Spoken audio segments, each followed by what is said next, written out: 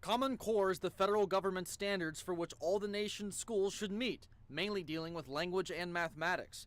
These standards adopted by the state of South Carolina brought more scrutiny to an education system that ranks second to last in the country.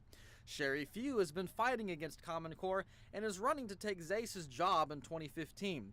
She says if she was the superintendent, it would have never been adopted in the first place. If I ran against Common Core as a superintendent candidate, I would have done everything to try to get us out of it once I was elected, instead of turning around 2 years later and putting us in deeper by committing us to these tests. Few and her supporters claim signing on to Common Core was about the free grant money involved, not for the best interest of South Carolina students. Common Core standards have been highly debated throughout the state and the country.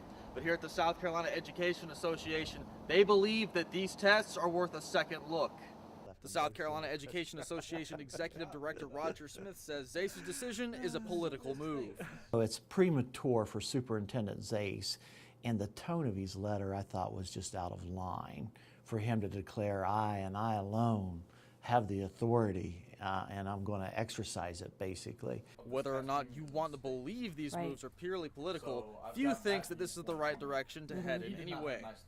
And what we've learned now, here we are 4 years later, and people might wonder, well, why are we discussing this 4 years later? Because it took us that long, similar to Obamacare, to figure out what was in it, and we've learned how bad it is. Now that the assessment test is off the table, the state has to come up with another form of standardized testing to measure students and school performance. Chris Stanley, Carolina News.